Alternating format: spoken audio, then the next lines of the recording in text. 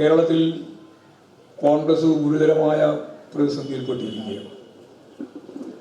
രാഹുൽ മാക്കൂട്ടത്തിൻ്റെ ഭാഗമായിട്ടുള്ള വാർത്താ ശൃംഖലയിലൂടെ കടന്നു വന്ന വിവരങ്ങൾക്ക് പുറമെ നിരവധി വിവരങ്ങൾ കൂടി മൃഗീയമായ രീതിയിലുള്ള ക്രിമിനൽ സംവിധാനത്തിൻ്റെ ഭാഗമായിട്ട് അദ്ദേഹത്തിൻ്റെ രീതികൾ ഓരോന്നും ഇനിയും പുറത്തു വരാൻ പോകുന്നു എന്നാണ് വാർത്താ മാധ്യമങ്ങളിലൂടെ കാണുന്നത്.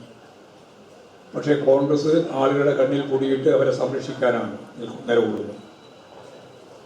കേരളത്തിലെ ജനങ്ങൾ ആ സംരക്ഷണം ഏറ്റെടുക്കില്ല എന്ന കാര്യത്തിൽ യാതൊരു സംശയമില്ല. മാക്കൂട്ടത്തിൻ്റെ ഈ തെറ്റായ ജീർണമായ ഫ്യൂഡൽ ജീർണതയുടെ ഭാഗമായിട്ട് മാത്രമേ അത്തരത്തിലുള്ളൊരു ഉദാഹരണം നമുക്ക് കാണാൻ കഴിയൂ. അത്തരത്തിലുള്ള നിലപാടുകൾക്കെതിരായി, സ്ത്രീ വേട്ടക്കെതിരായി, സ്ത്രീ വിരുദ്ധ നിലപാടുകൾക്കെതിരായി ശക്തിയായിട്ട് ഈ കേരളം പ്രതികരിക്കുന്ന സന്ദർഭത്തിലാണ് അതേ രക്തസാക്ഷി ദിനാചരണവും ഈ ഓഫീസ് ഉദ്ഘാടനവും നടക്കുന്നത്. അപ്പോൾ ജനങ്ങളെല്ലാം ശക്തിയായ രീതിയിലുള്ള പ്രതിഷേധത്തിലാണ്. രാഹുൽ മാക്കൂട്ടത്തിന് പുറത്തിറങ്ങാനാവാത്ത രീതിയിലൊരു മാനസികാവസ്ഥ സൃഷ്ടിച്ചിട്ടുണ്ട്. ആരെങ്കിലും പ്രതിരോധിച്ചുകൊണ്ടല്ല, അതിനെ എങ്ങനെയാണ് മാറ്റുക എന്നാണ് ഇപ്പോൾ അടൂർ പ്രകാശൻ ഉൾപ്പെടെയുള്ള ആളുകൾ AI സംവിധാനത്തിന്റെ ഭാഗമായിട്ടാണെന്നോ AI സംവിധാനം ഉപയോഗപ്പെടുത്തിയിട്ടാണ് ഈ സ്ത്രീകളെല്ലാം പറഞ്ഞതെന്നാണ്. അപ്പോഴാണ് മിനിഞ്ഞാന്ന് അവരെ നേരിട്ട് കണ്ട് ഒരു പത്രപ്രവർത്തക ഈ ലോകത്തോട് മുഴുവൻ വിളിച്ചു പറഞ്ഞു, ഞാൻ ആ കുട്ടിയെ കണ്ടു, ആ കുട്ടി മാനസിക നില തെറ്റിയ ഒരു മാനസികാവസ്ഥയിലാണുള്ളത്.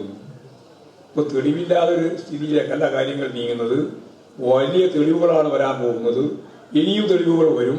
ഇതൊന്നും അല്ല, ഇത് അവസാനിക്കാനൊന്നും പോകുന്നില്ല, ഇനിയും തുടരും.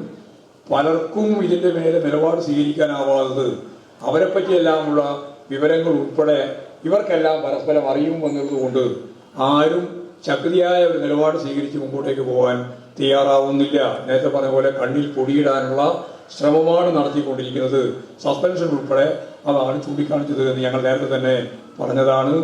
അത് സംബന്ധിച്ചുള്ള നല്ല ധാരണ കേരളത്തിലെ ജനങ്ങൾക്ക്, ഇവരുടെ ഒരു സാമൂഹിക ജീവിതത്തിൻ്റെ ഭാഗമായി അവരെടുക്കുന്ന ഒരു നിലപാടിനെ കേരളത്തിലെ ജനങ്ങൾ അങ്ങേയറ്റം ശക്തിയായ വിയോജിപ്പോടെയും എതിർപ്പോടെയും കൂടിയാണ് കാണുന്നത് എന്ന കാര്യമാണ് അതിൻ്റെ ഭാഗമായിട്ട് പറയുന്നത്. മറ്റൊരു കാര്യം വലിയ രീതിയിൽ ചർച്ച ചെയ്തുകൊണ്ടിരിക്കുന്നത് ശബരിമല ലോകത്തെ ഏറ്റവും ശ്രദ്ധേയമായ ഒരു ആരാധനാ കേന്ദ്രം. ഞങ്ങൾക്കാർക്കും ഇതിൽ തർക്കമില്ല. ആ ആരാധനാലയത്തിലേക്ക് വന്നുകൊണ്ടിരിക്കുന്ന ലോകത്തിന്റെ വിവിധ മേഖലയിലുള്ള ആളുകൾ ദേവസ്വം ബോർഡിനോട് ഉൾപ്പെടെ നമ്മുടെ പ്രസിഡന്റിനോട് ഉൾപ്പെടെ പറഞ്ഞു, നമുക്ക് സാർവദേശീയ തലത്തിലുള്ള അയ്യപ്പ ഭക്തന്മാരുടെ ഒരു സമ്മേളനം ചെയ്യണം. സ്വാഭാവികമായിട്ടും ആരും എതിർക്കേണ്ട കാര്യമില്ല. ഭക്തന്മാരുടെ സമ്മേളനം ചെയ്യുന്നതിൽ ആരാ എതിർക്കേണ്ടത്?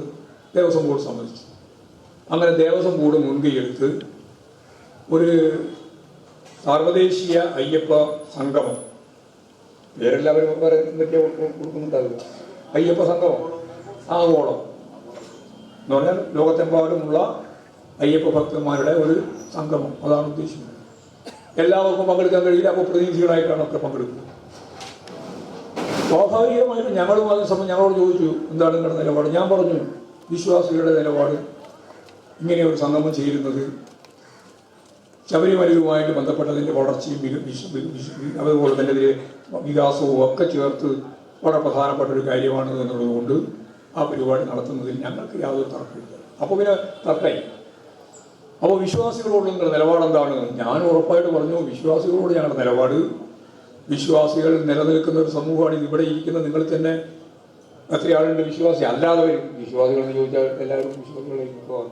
അല്ലാത്തവർ എത്രയുണ്ട് മാത്രം ചോദിച്ചാൽ പോരെ? കമ്മ്യൂണിസ്റ്റുകാരാണ് ഇവിടെ ഇരിക്കുന്ന വലിയൊരു വിഭാഗം. നിങ്ങളോട് ഞാൻ ചോദിക്കുകയാണ്, ഉത്തരം പറയണ്ട. നിങ്ങൾ വിശ്വാസിയാണോ എന്ന ചോദ്യത്തിന് എന്താ ഉത്തരം?